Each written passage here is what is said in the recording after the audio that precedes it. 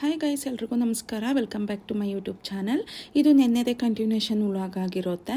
ನೆನ್ನೆ ಎಲ್ಲ ಕ್ಲೀನ್ ಮಾಡಿದ್ದು ಆದಮೇಲೆ ಇನ್ನು ಸಾರು ಮಾಡಿ ಇಟ್ಬಿಟ್ಟಿದ್ನಲ್ವ, ಒಂದು ಕಡೆ ಬಿಸಿ ಬಿಸಿಯಾಗಿ ರೈಸ್ಗೂ ಇಟ್ಬಿಟ್ಟು ನಾನು ಸ್ನಾನಕ್ಕೆ ಹೋಗ್ಬಿಟ್ಟೆ, ಸ್ನಾನ ಮಾಡ್ಕೊಂಬರೋಣ ಅಂತ ಹೇಳಿ. ಆಮೇಲೆ ಅಮ್ಮನೂ ಸ್ನಾನಕ್ಕೆ ಹೋದ್ರು. ಇನ್ನು ಅಮ್ಮಗೋಸ್ಕರ ವೆಯ್ಟ್ ಮಾಡ್ತಾ ಇದ್ದೆ. ಇನ್ನು ಅಮ್ಮ ಬಂದಮೇಲೆ ಇಬ್ಬರು ಒಂದೇ ಸಲ ಟಿಫನ್ ಮಾಡೋಣ ಅಂತ, ಟಿಫನ್ ಅಂದರೆ ಊಟ ಮಾಡೋಣ ಅಂತ ಹೇಳಿಬಿಟ್ಟು ಈಗ ಬಂದು ಸ್ವಲ್ಪ ಉಪ್ಪಿನಕಾಯಿ, ಅನ್ನ ಮತ್ತು ಸಾರು ಹಾಕ್ಕೊತಿದ್ದೀನಿ. ಸೊಪ್ಪಿನ ಸಾರಿಗೆ ಅಂತಂದರೆ ನನಗೆ ತುಪ್ಪನೂ ಇಷ್ಟ, ಉಪ್ಪಿನಕಾಯಿಯೂ ಇಷ್ಟ.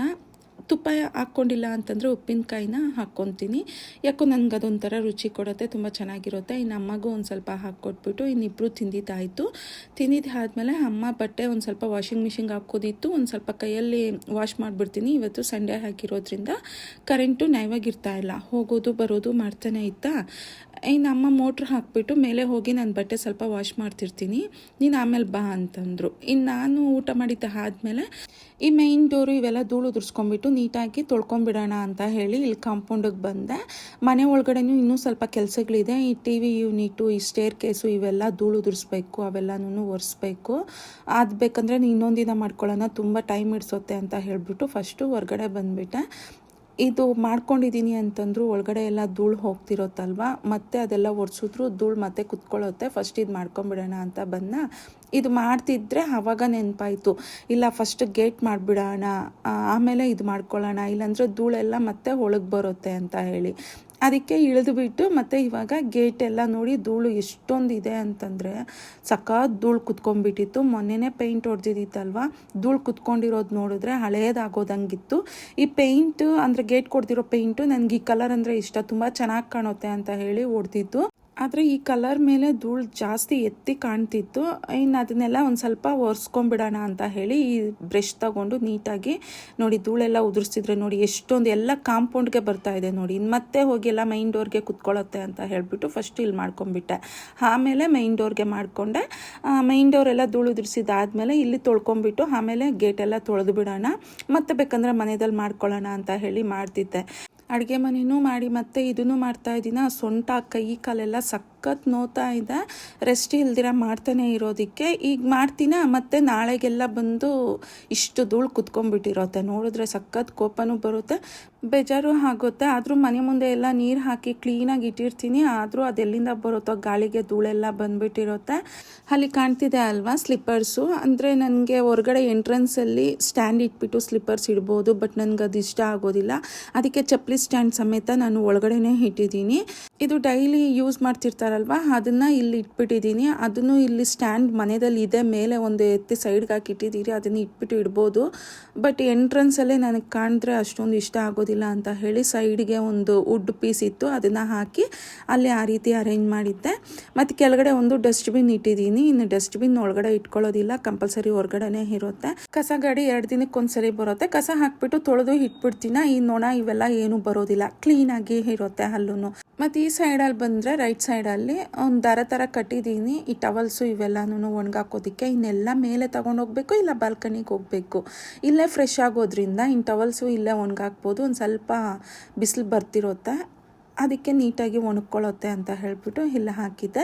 ಮತ್ತು ಗೇಟು ನೋಡಿ ಮೇಲಿಂದ ಎಲ್ಲ ಕ್ಲೀನಾಗಿ ತೊಳ್ಕೊಂಬಂದ್ಬಿಡ್ತಿದ್ದೆ. ಹೇಗೋ ಧೂಳು ಉದುರಿಸ್ಬಿಟ್ಟಿದ್ದೀನಿ, ನೀಟಾಗಿ ತೊಳೆದ್ಬಿಟ್ರೆ ಸ್ವಲ್ಪ ಫ್ರೆಶ್ ಆಗಿ ಚೆನ್ನಾಗಿ ಕಾಣುತ್ತೆ ಹೊಸದಾಗಿ ಗೇಟು ಅಂತ ಹೇಳಿ ಎಲ್ಲ ತೊಳೆದು ಬಿಡ್ತಾ ಇದ್ದೆ. ಇನ್ನು ಇವತ್ತು ಇಷ್ಟು ಕೆಲಸದಲ್ಲೇ ನಿಲ್ಲಿಸ್ಬೇಕು ಅಂತ ಅಂದ್ಕೊತಿದ್ದೀನಿ. Full tired ಆಗೋಗಿದ್ದೀನಿ. ಇನ್ನು ಹೊರಗಡೆ ಗೇಟು ಮತ್ತು ಬಾಗಿಲು ಎಲ್ಲ ತೊಳೆದಿದ್ದಾಯಿತು. ಮೇಲೆ ಸ್ವಲ್ಪ ಅಮ್ಮ ಬಟ್ಟೆ ಎತ್ಕೊಂಡು ಹೋಗಿದ್ದಾರೆ, ಇನ್ನು ಅದು ವಾಶ್ ಮಾಡ್ತಿರ್ತಾರೆ. ಇನ್ನು ಹೋಗಿ ಅದನ್ನು ಜಾಲಿಸ್ಬಿಟ್ಟು ವಾಷಿಂಗ್ ಮಿಷಿನ್ಗೆ ಹಾಕಿರೋ ಬಟ್ಟೆನೂ ನೀಟಾಗಿ ಒಣಗಾಕ್ಬಿಟ್ಟು ಒಂದು ಸ್ವಲ್ಪ ಹೊತ್ತು ರೆಸ್ಟ್ ಮಾಡೋಣ ಅಂತ ಅಂದ್ಕೊತಿದ್ದೀನಿ. ಸಖತ್ತು ಬಾಡಿ ಪೇಯ್ನ್ಸ್ ಬಂದುಬಿಟ್ಟಿದೆ. ಈಗಲೇ ಕುತ್ಕೊಂಡಿದ್ದೀರಿ ಅಂತಂದರೆ ರೆಸ್ಟ್ ಮಾಡೋದಕ್ಕೆ ಕುತ್ಕೊಂಡು ಹೋಗ್ಬಿಡ್ತೀರಿ, ಮತ್ತೆ ಎದ್ದು ಕೆಲಸ ಮಾಡೋದಿಲ್ಲ. ಅದಕ್ಕೆ ಇನ್ನು ಇವತ್ತಿನ ಸ್ವಲ್ಪ ಕೆಲಸ ಆದರೂ ಮುಗಿಸ್ಕೊಳ್ಳೋಣ ಅಂತ ಮಾಡ್ತಿದ್ದೆ.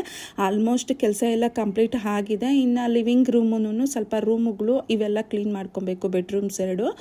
ಅದು ಬೇಕಂದರೆ ನಾಳೆ ಮಾಡ್ಕೊಳ್ಳೋಣ ಅಂತ ಹೇಳ್ಬಿಟ್ಟು ಇನ್ನು ಮಾಡ್ತಾನೆ ಇದ್ದೆ. ಅದರಲ್ಲೂ ಅನಿಕಾಗೆ ಬೇರೆ ಎಕ್ಸಾಮ್ ಇರೋದ್ರಿಂದ ನಾಳೆನೇ ಹೋಗಬೇಕು, ಅಂದರೆ ಇವತ್ತು ಸಾಯಂಕಾಲ ಹೋಗಬೇಕು, ನಾಳೆ ಎಕ್ಸಾಮ್ಗೆ ಹೋಗ್ಬೇಕಂತೆ. ಅವಳು ಓದ್ಕೊಳ್ಳೋದು ಇದೆ ಅಂತಂದರು. ಅಮ್ಮ ಜೊತೆಗಿದ್ದಿದ್ರೆ ಅಮ್ಮ ಸ್ವಲ್ಪ ಕೆಲಸ ಮಾಡಿಸಿದ್ರು, ಜೊತೆಗಿರ್ತಾರಲ್ವ, ಮಾತಾಡ್ಕೊಂಡು ಕೆಲಸ ಮಾಡೋದೇ ಗೊತ್ತಾಗೋದಿಲ್ಲ. ಆ ರೀತಿ ಇರೋದು. ಇನ್ನು ಅವಳಿಗೆ ಎಕ್ಸಾಮ್ ಇರೋದ್ರಿಂದ ಇನ್ನು ಏನು ಮಾಡೋದಕ್ಕಾಗೋದಿಲ್ಲ. ಇನ್ನು ಬುಧವಾರ ಬರ್ತಾರೆ, ಅವತ್ತಿಂದನೇ ಇಲ್ಲಿ ಜಾತ್ರೆ ಸ್ಟಾರ್ಟ್ ಆಗುತ್ತೆ. ತುಂಬ ಗ್ರ್ಯಾಂಡಾಗಿ ಆಗುತ್ತೆ ನಮ್ಮೂರಲ್ಲಿ ಜಾತ್ರೆ. ಅದಕ್ಕೆ ಫಸ್ಟ್ ಡೇನೇ ಕರ್ಸ್ಕೊಂಡ್ಬಿಡ್ತೀನಿ. ಹೇಗೋ ಅವಳಿಗೂ ಬುಧವಾರ ಮಧ್ಯಾಹ್ನಕ್ಕೆಲ್ಲ ಎಕ್ಸಾಮ್ ಕಂಪ್ಲೀಟ್ ಆಗುತ್ತಂತೆ. ಇನ್ನು ಅವತ್ತಿಂದ ರಜೆಗಳು ಇರೋದ್ರಿಂದ ಅವಳು ಒಂದು ಸ್ವಲ್ಪ ಆರಾಮಕ್ಕೆ ಎಂಜಾಯ್ ಮಾಡ್ಬೋದು. ಅದಕ್ಕೆ ಬೇಗ ಕರ್ಸ್ಕೊಂಡ್ಬಿಡ್ತೀನಿ. ಇನ್ನು ಎಲ್ಲ ತೊಳೆದಿದ್ದು ಆದಮೇಲೆ ನೋಡಿ ಎಷ್ಟು ನೀಟಾಗಿ ಎಷ್ಟು ಚೆನ್ನಾಗಿ ಕಾಣ್ತಿದೆ ಅಂತ ಹೇಳಿ ಈಗ ಬಂದು ಮನೆ ಒರೆಸೋ ಕೋಲ್ ತಗೊಂಡು ನೀಟಾಗಿ ಒರೆಸ್ಬಿಡ್ತಾ ಇದ್ದೀನಿ. ಯಾಕಂದರೆ ಇಲ್ಲಿ ಸ್ವಲ್ಪ ಬೇರೆ ಪ್ಲ್ಯಾನ್ ಮಾಡ್ಕೊಂಡಿದ್ದೀನಿ. ಇನ್ನು ಅದನ್ನು ಸೆಟ್ ಮಾಡಬೇಕು ಅಂತ ಹೇಳಿಬಿಟ್ಟು ನೀಟಾಗಿ, ಅಂದರೆ ಒದ್ದೆ ಏನು ಇಲ್ದಿರ ಒರೆಸ್ಕೊಂಡ್ಬಿಡೋಣ ಅಂತ ಹೇಳಿಬಿಟ್ಟು ಮನೆ ಒರೆಸೋ ಕೋಲ್ ತಗೊಂಡು ನೀಟಾಗಿ ಒರೆಸ್ಬಿಡ್ತಾ ಇದ್ದೀನಿ.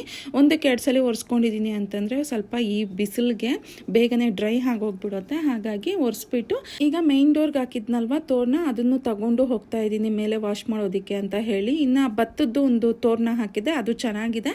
ಮೊನ್ನೆ ರೀಸೆಂಟಾಗಿ ವಾಶ್ ಮಾಡಿರೋದು. ಅದು ಜಾಸ್ತಿ ನೀರಲ್ಲಿ ನಾವು ಇದು ಮಾಡಿದ್ರೂ ಹೋಗ್ಬಿಡುತ್ತೆ, ಭತ್ತ ಎಲ್ಲ ಉದ್ರೋಗ್ಬಿಡುತ್ತೆ. ಹಾಗಾಗಿ ಅದನ್ನು ಹಾಗೆ ಇಟ್ಬಿಟ್ಟು ಈ ತೋರಣ ಎತ್ಕೊಂಡು ಹೋಗ್ತಿದ್ದೀನಿ. ನೋಡಿ ವಾಷಿಂಗ್ ಮಿಷಿನ್ ಸ್ವಲ್ಪ ಬಟ್ಟೆ ಹಾಕಿದೆ, ಅಮ್ಮ ಸ್ವಲ್ಪನೇ ಹಾಕಿದೆ, ಕರೆಂಟ್ ಬಂದು ಹೋಗ್ತಿದೆ ಅಂತ. ಅದು ಇವಾಗ ಆಫಲ್ಲೇ ಇದೆ, ಯಾಕಂದರೆ ಕರೆಂಟ್ ಇರಲಿಲ್ಲ ಮನೆಯಲ್ಲಿ. ಇನ್ನೆಲ್ಲ ಬಟ್ಟೆನೂ ಮೇಲೆ ತೊಗೊಂಡ್ಬಂದ್ಬಿಟ್ಟಿತ್ತು ವಾಶ್ ಮಾಡೋದಕ್ಕೆ ಅಂತ ಹೇಳಿ.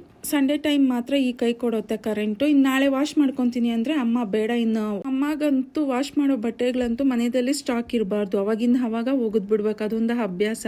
ನಾನು ಮಿಷಿನ್ಗೆ ಹಾಕೋದಕ್ಕೆ ಬಕೆಟಲ್ಲಿ ಹಾಕಿ ಇಟ್ಟಿದ್ರು ಅದನ್ನು ತೊಗೊಂಬಂದ್ಬಿಟ್ಟಿದೆ. ವಾಶ್ ಮಾಡಿಬಿಡೋಣ, ಪರವಾಗಿಲ್ಲಪ್ಪ, ನೀನು ನಾನು ಇಬ್ಬರು ಇದ್ದೀರಲ್ವಾ, ನಾನು ವಾಶ್ ಮಾಡಿಕೊಡ್ತೀನಿ, ನೀನು ಜಾಲಿಸ್ಬಿಟ್ಟು ಒಣಗಾಕ್ಬಿಡುವಂತೆ ಅಂತಂದ್ರ. ಇನ್ನು ಸರಿ ಅಂತ ಮೇಲೆ ಬಂದುಬಿಟ್ರಿ. ಎಷ್ಟೊಂದು ಬಟ್ಟೆ ಇತ್ತು ಅಂತಂದರೆ ಇಲ್ಲಿ 4 ಕಂಬಿ ಕಟ್ಟಿದ್ದೀನಿ, ಅದರಲ್ಲಿ 3 ಕಂಬಿ ತುಂಬಿ ಮತ್ತೆ ಇನ್ನೊಂದು ಕಂಬಿಗೆ 2-3 ಬಟ್ಟೆಗಳು ಹಾಕಿದ್ರಿ, ಅಷ್ಟೊಂದು ಬಟ್ಟೆ ಇತ್ತು. ಇನ್ನು ಈ ಬಟ್ಟೆಗಳ ಕೆಲಸ ಮುಗೀತು ಅಂತಂದರೆ ಮನೆಯೆಲ್ಲ ಫುಲ್ ಕ್ಲೀನ್ ಆಗೋಗ್ಬಿಡುತ್ತೆ. ಇನ್ನೊಂದು ಚಿಕ್ಕ ಪುಟ್ಟ ಕೆಲಸಗಳಿರುತ್ತೆ, ಇನ್ನು ಅದನ್ನು ನಾಳೆ ಬೇಕಾದ್ರೆ ನಾನು ಮಾಡ್ಕೊಂಡ್ಬಿಡ್ತೀನಿ. ಅದು ನಮ್ಮಮ್ಮ ಬಿಟ್ಟರೆ ಇವಾಗ ಮಾಡಿಬಿಡ್ತಾರೆ. ನಾನೇ ಬೈದು ಒಂದು ಸ್ವಲ್ಪ ರೆಸ್ಟ್ ಮಾಡು ಅಂತ ಹೇಳಿ ಕುಳಿಸಿದ್ದೆ. ನೋಡಿ ಇವಾಗ ನಾನು ಪ್ರೆಸೆಂಟ್ ಹಾಕಿರೋದು ಇಷ್ಟು ಬಟ್ಟೆ, ಇನ್ನು ಅಮ್ಮ ವಾಶ್ ಮಾಡ್ತಾನೆ ಇದ್ರು. ಇನ್ನು ಅದನ್ನು ಜಾಲಿಸ್ಬಿಟ್ಟು ಒಣಗಾಕ್ಬಿಡ್ಬೇಕು. ಬಿಸಿಲೇನು ಇವತ್ತು ಅಷ್ಟೊಂದು ಇರಲಿಲ್ಲ, ಬಿಸಿಲು ಬರೋದು ಮತ್ತೆ ಮೋಡ ಮುಚ್ಕೊಳ್ಳೋದು ಈ ರೀತಿ ಮಾಡ್ತಾ ಇತ್ತು. ಇನ್ನು ತಣ್ಣಗೆ ಸ್ವಲ್ಪ ಗಾಳಿನೂ ಬೀಸ್ತಿತ್ತ. ಇನ್ನು ಅಮ್ಮ ಎಲ್ಲ ವಾಶ್ ಮಾಡಿ ಕೊಟ್ಟರು, ನಾನು ಜಾಲಿಸ್ಬಿಟ್ಟೆ. ಈಗ ಲಾಸ್ಟಲ್ಲಿ ತೋರಣ ಒಂದು ಜಾಲಿಸೋದಿತ್ತು ಅಂತ ಹೇಳಿ ಅದನ್ನು ವಾಶ್ ಮಾಡ್ತಾ ಇದ್ರು. ಹೇಗಿತ್ತು ಗೊತ್ತಾ, ತೋರಣ ವಾಶ್ ಮಾಡಿದ ತಕ್ಷಣ ಎಷ್ಟು ಚೆನ್ನಾಗಿ ಮಿಂಚ್ತಾ ಇತ್ತು, ಅಷ್ಟು ಚೆನ್ನಾಗಾಗಿತ್ತು ಹೊಸ್ದಾಗಿ. ಇನ್ನು ಅದು ವಾಶ್ ಮಾಡಿಬಿಟ್ಟು ಅಮ್ಮ ನಾನು ಒಣಗಾಕ್ಬಿಟ್ಟು ಬರ್ತೀನಿ, ನೀನು ಹೋಗು ಅಂತಂದ್ರು. ಇಲ್ಲಿ ಬಂದು ಬಾಲ್ಕನಿಯಲ್ಲಿ ಕುತ್ಕೊಂಡಿದ್ದೀನಿ. ಸಖತ್ತು ಸೆಕೆ ಬಂದುಬಿಡ್ತು, ಅಂದರೆ ಗಾಳಿ ಲೈಟಾಗಿ ಬರ್ತಾ ಇತ್ತು, ಆದರೂ ಸರಿ ಸೆಕೆ ಅಂದರೆ ಸೆಕೆ, ಬಿಸಿಲಿಲ್ಲ, ಬಿಸಿ ಗಾಳಿ ಬರ್ತಿತ್ತು. ಇನ್ನು ಬಾಲ್ಕನಿಯಲ್ಲಿ ನಾನು ನೋಡಿ ಈ ರೀತಿ ಸೆಟ್ ಮಾಡಿದ್ದೆ, ತುಂಬ ಚೆನ್ನಾಗಿತ್ತು ನೋಡೋದಕ್ಕೆ. ಇದು ಮ್ಯಾಟೆಲ್ಲ ತೊಗೊಂಬಂದು ಈ ರೀತಿ ಗ್ರೀನ್ ಮ್ಯಾಟು ಹಾಕ್ಬಿಟ್ಟು ನನಗೆ ತುಂಬ ದಿವಸಗಳಿಂದನೇ ಆಸೆ ಈ ರೀತಿ ಹಾಕ್ಕೊಳ್ಳೋದಿಕ್ಕೆ, ಆದರೆ ಇವಾಗ ಅದಕ್ಕೆ ಟೈಮ್ ಬಂತು. ಈ ಕಡೆ 2 ಚೇರ್ ಹಾಕ್ಬಿಟ್ಟಿದ್ದೀನಿ. ಗಾಳಿನೂ ಅಷ್ಟೇ, ಗಾಳಿ ವಾತಾವರಣ ಎಲ್ಲ ತುಂಬ ಚೆನ್ನಾಗಿದೆ ಬಾಲ್ಕನಿಯಲ್ಲಿ. ಆ ಕಡೆ ಒಂದು ಉಯ್ಯಾಲೆ ಇದೆ, ಈ ಕಡೆ 2 ಚೇರು, ಆ ಕಡೆ ಸ್ವಲ್ಪ ಕುತ್ಕೊಳ್ಳೋದಕ್ಕೆ ಹಾಕಿದ್ದೀನಿ. ಅಂದರೆ ಎಲ್ಲರೂ ಸ್ಪೆಂಡ್ ಮಾಡ್ಬೋದು ಇಲ್ಲಿ, ಈ ಟೀ ಕಾಫಿ ಕುಡ್ಕೊಂಡು ಸಂಜೆ ಟೈಮಲ್ಲಿ. ನಾವು ಅಷ್ಟೇ, ವಾತಾವರಣನೂ ತಣ್ಣಗಿರುತ್ತಲ್ವ, ಅದು ಗ್ರೀನರಿ ನೋಡಿ ಎಷ್ಟು ಚೆನ್ನಾಗಿ ಕಾಣುತ್ತೆ. ಮತ್ತು ತೋರಿಸ್ತಿರೋದೇನು ಕೈಯಲ್ಲಿ ಅಂತಂದರೆ 2 ಫ್ಲವರ್ ವಾಸ್ಗಳು ತಗೊಂಡು ಇಡಬೇಕು, ಅಂದರೆ ಆರ್ಟಿಫಿಷಿಯಲ್ಲೇ, ಒರಿಜಿನಲ್ ತಗೊಳ್ಳೋದಿಲ್ಲ. ಅದೊಂದು ಬ್ಯಾಲೆನ್ಸ್ ಇದೆ ಮೇಲೆ, ಇನ್ನು ಅದು ಸೆಟ್ ಮಾಡಿಬಿಡ್ಬೇಕು. ಮತ್ತು ಇದು ಬಂದು ಕೆಳಗಡೆ ಕಾಂಪೌಂಡಲ್ಲಿ ನೋಡಿ ಈ ರೀತಿ ಸೆಟ್ ಮಾಡ್ಕೊಂಡಿದ್ದೀನಿ. ಒಂದು ಸ್ವಲ್ಪ ಮ್ಯಾಟ್ ಉಳಿದಿತ್ತು, ಅದನ್ನು ಈ ರೀತಿ ಕಟ್ ಮಾಡಿ ಹಾಕ್ಬಿಟ್ಟು 2 ಚೇರ್ ಇಲ್ಲಿಗಂತಲೇ ತೊಗೊಂಡೆ, ಅಂತಂದರೆ ಕಾಂಪೌಂಡಿಗೆ ಬೇಕು ಅಂತಲೇ ತೊಗೊಂಡಿದ್ದು. ಯಾಕಂದರೆ ನಮ್ಮ ಟೋನಿ ಬ್ರೂನೋ ಯಾರು ಬಂದರೂ ಒಳಗಡೆ ಸೇರಿಸೋದಿಲ್ಲ. ಬ್ರೂನೋ ಆದರೂ ಓಕೆ, ಟೋನಿ ಅಂತೂ ಬಗಳ್ತಾನೆ ಇರ್ತಾನೆ, ಮಾತಾಡೋದಕ್ಕೂ ಬಿಡೋದಿಲ್ಲ. ಸಪೋಸ್ ಯಾರಾದರೂ ಬಂದರು ಅಂತಂದರೆ ಇಲ್ಲಿ ಕುತ್ಕೊಂಡು 1-2 ನಿಮಿಷ ಮಾತಾಡಿಬಿಟ್ಟು ಕಳಿಸ್ಬೋದು ಅವ್ರನ್ನ ಪ್ರಶಾಂತವಾಗಿ ಅಂತ ಹೇಳಿ. ಇಲ್ಲ ನಾವು ಕುತ್ಕೊಂಡು ಈ ಶೂಗಳು ಹಾಕ್ಕೊಳ್ಳೋದಕ್ಕೆ, ಚಪ್ಪಲಿ ಹಾಕ್ಕೊಳ್ಳೋದಕ್ಕೂ ನಮಗೆ ಚೆನ್ನಾಗಿರುತ್ತಲ್ವ, ತಣ್ಣಗಿರುತ್ತೆ ಕಾಂಪೌಂಡಲ್ಲಿ ಅಂತ ಹೇಳಿ ಆ ರೀತಿ ಸೆಟ್ ಮಾಡಿಕೊಂಡು. ಈಗ ಇದು ಬಂದು ಸಂಜೆ ಅಂದರೆ 4 ಗಂಟೆ 4:15 ಆಗಿದೆ. ಇವಾಗ ಪಾನಿಪುರಿ ತಿನ್ಕೊಂಬರೋಣ ಅಂತ ಹೇಳಿ ನಾನು, ಅಮ್ಮ, ಅನಿಕಾ, ನನ್ನ ಮಗಳು 4 ಜನನೂ ಹೋಗ್ತಿದ್ರಿ. ಪಾನಿಪುರಿ ಸೆಂಟ್ರಿಗೆ ಹೋದ್ರೆ ಇನ್ನು ಪಾನಿಪುರಿ ಅಂಗಡಿ ಕ್ಲೋಸ್ ಆಗಿತ್ತು. ಇನ್ನು ಬರಬೇಕಾದ್ರೆ ದಾರಿಯಲ್ಲೇ ಇಲ್ಲಿ ಗೋಬಿ ಚೆನ್ನಾಗಿ ಮಾಡ್ತಾರೆ. ಇನ್ನು ಅಮ್ಮ ಗೋಬಿ ತಿನ್ನೋದಿಲ್ಲ, ಅದಕ್ಕೆ ನಮಗೆ ಗೋಬಿ ಆರ್ಡ್ರ್ ಮಾಡಿಬಿಟ್ಟು ಅಮ್ಮಗೆ ಐಸ್ ಕ್ರೀಮ್ ಕೊಡಿಸ್ದೆ. ಇನ್ನು ಬಿಸಿಲಲ್ವಾ ಅಂತ ಹೇಳಿ ನಾವು ಐಸ್ ಕ್ರೀಮ್ ತಗೊಂಡು ತಿಂತಾ ಇದ್ದೀರಿ. ಅಲ್ಲಿ ಹಿಂದೆ ಫಿಶ್ ಟ್ಯಾಂಕ್ ಇದೆ ಅಲ್ವಾ, ಅದನ್ನ ತೋರಿಸ್ತಾ ಇದ್ದೆ ಝೂಮ್ ಮಾಡಿ. ಅದು ಫಿಶ್ಗಳೆಲ್ಲ ತುಂಬ ದೊಡ್ಡದಾಗಿ ಚೆನ್ನಾಗಿದೆ ಅಂತ ಹೇಳಿ ತೋರಿಸ್ತಿದ್ದೆ. ಬಟ್ ಹಿಂದೆ ಯಾರ್ಯಾರೋ ಇದ್ರು ಅಂತ ಹೇಳಿಬಿಟ್ಟು ಇನ್ನು ಅದನ್ನು ಅಲ್ಲಿಗೆ ಸ್ಟಾಪ್ ಮಾಡಿಬಿಟ್ಟೆ. ಅವ್ರೇನಾದರೂ ಅನ್ಕೊತಾರೆ ಅಂತ. ನೋಡಿದ್ರೆ ಏನಾದರೂ ಅಂದ್ಕೊತಾರೆ ನಮ್ಮನ್ನು ವೀಡಿಯೋ ಮಾಡ್ತಿದ್ದಾರೆ ಅಂತ ಅಂದ್ಕೊತಾರೆ. ನಮ್ಮೂರಲ್ಲಿ ಅದೇ ಪ್ರಾಬ್ಲಮ್ಮು. ಎಲ್ಲಾದರೂ ಹೋದರೂ ಅದಕ್ಕೆ ನಾನು ವೀಡಿಯೋ ಜಾಸ್ತಿ ಮಾಡೋದಕ್ಕೆ ಹೋಗೋದಿಲ್ಲ. ನಾನು ಯಾರು ಫೋನ್ ತೊಗೊಂಡು ವೀಡಿಯೋ ಮಾಡಿದ ತಕ್ಷಣವೇ ಎಲ್ಲ ಏನೋ ಒಂಥರ ನೋಡ್ತಿರ್ತಾರೆ ಜನ, ಅದರಿಂದನೇ. ಇನ್ನು ಗೋಬಿ ಎಲ್ಲ ತಿನ್ಕೊಂಬಿಟ್ಟು ಈಗ ಮನೆಗೆ ಬಂದ್ರಿ. ಅಮ್ಮ ಗೋಬಿ ತಿಂದಿಲ್ಲ, ಒಂದು ಎಳ್ನೀರು ಕೊಡಿಸ್ಬಿಟ್ಟೆ, ಅದನ್ನು ಕುಡ್ಕೊಂಡ್ರು, ಜ್ಯೂಸ್ ಬೇಡ ಅಂತಂದರು. ಇನ್ನು ಮನೆಗೆ ಬಂದ್ರಿ, ಈಗ ಟೀ ಮಾಡ್ತಾ ಇದ್ದೀನಿ. ಇನ್ನು ಅಮ್ಮ ಅವ್ರಿಗೆ ಟೈಮ್ ಆಯಿತು, ಬಸ್ಗೆ ಹೋಗ್ತಿದ್ದಾರೆ. ಟ್ರೈನ್ ತುಂಬ ರಶ್ ಇರುತ್ತೆ ಅಂತ ಹೇಳಿ ಸಂಜೆ ಹೊತ್ತು ಟ್ರೈನಲ್ಲಿ ಕಳಿಸೋದಕ್ಕೆ ಹೋಗೋದಿಲ್ಲ. ಮಧ್ಯಾಹ್ನ ಊಟ ಮಾಡಿರೋ ಪಾತ್ರೆಗಳೆಲ್ಲ ಒಂದು ಸ್ವಲ್ಪ ಬಿದ್ದಿದ್ರೆ ಅದನ್ನ ನೋಡಿ ಹೋಗೋ ಟೈಮಲ್ಲಿ ತೊಳಿತಾ ಇದ್ದಾರೆ. ಬೇಡ ನಾನು ಆಮೇಲೆ ಮಾಡ್ಕೊತೀನಿ ಅಂತಂದ್ರು. ನನಗೆ ಕೆಲಸ ಆಗೋಗುತ್ತೆ ಅಂತ ಹೇಳಿ ನಮ್ಮಮ್ಮ ಅದನ್ನು ಮಾಡಿ ಇಟ್ಬಿಟ್ಟು ಹೋಗ್ತಾರೆ. ಯಾವಾಗೂ ಹೀಗೆ ಮಾಡ್ತಾರೆ. ನಮ್ಮಮ್ಮಂಗೆ ಸುಸ್ತಾಗುತ್ತೆ ಅಂತ ನಾನು, ನನಗೆ ಸುಸ್ತಾಗುತ್ತೆ ಅಂತ ನಮ್ಮಮ್ಮ. ಇನ್ನು ನಾನು ಹೇಳಿದ್ರು ಕೇಳೋದಿಲ್ಲ, ಹೊಡಿಯೋದಕ್ಕೆ ಬರ್ತಾರೆ ನಾನು ಮಾಡಿಬಿಟ್ಟು ಹೋಗ್ತೀನಿ ಅಂತ. ಇನ್ನು ಅದಕ್ಕೆ ಟೀ ಮಾಡ್ತಿದ್ದೆ ನಾನು, ಹೋಗಬೇಕಾದ್ರೆ ಕುಡ್ಕೊಂಡು ಹೋಗಲಿ ಅಂತ. ನಮ್ಮ ಮನೆಗೆ ಒಂದು ಸ್ವಲ್ಪ ಹೊತ್ತು ಚಿಲ್ಲಾಗ್ತಿದ್ಲು ಅವ್ರ ಅಕ್ಕ ಹತ್ರ. ಇನ್ನು ಟೈಮ್ ಆಯ್ತಲ್ಲ, ಅವಳಿಗೂ ಸಪ್ಪೆ ಮುಖನೇ ಇಲ್ಲಿಂದ ಹೋಗಬೇಕು ಅಂತಂದರೆ. ಆದರೆ ಜಾತ್ರೆ ಯಾವಾಗ ಬರುತ್ತೆ ಅಂತ ಫಸ್ಟ್ ವೆಯ್ಟ್ ಮಾಡ್ತಿರ್ತಾಳೆ. ನನ್ನ ಮಗಳು ಅಷ್ಟೇ ಬೇಜಾರು ಕುತ್ಕೊಂಡ್ಲು. ನೆನ್ನೆ ಬಂದ್ರಿ, ಈಗ ಹೋಗ್ತಾ ಇದ್ದೀರಾ ಅಂತ ಹೇಳಿ. ಅದಕ್ಕೆ ನಮ್ಮಮ್ಮ ಹೋಗಿ ಸ್ವಲ್ಪ ಸಮಾಧಾನ ಮಾಡ್ತಿದ್ದಾರೆ. ಬಂದ್ಬಿಡ್ತೀರಲ್ವ ಬುಧವಾರ ಅಂತ ಹೇಳಿ.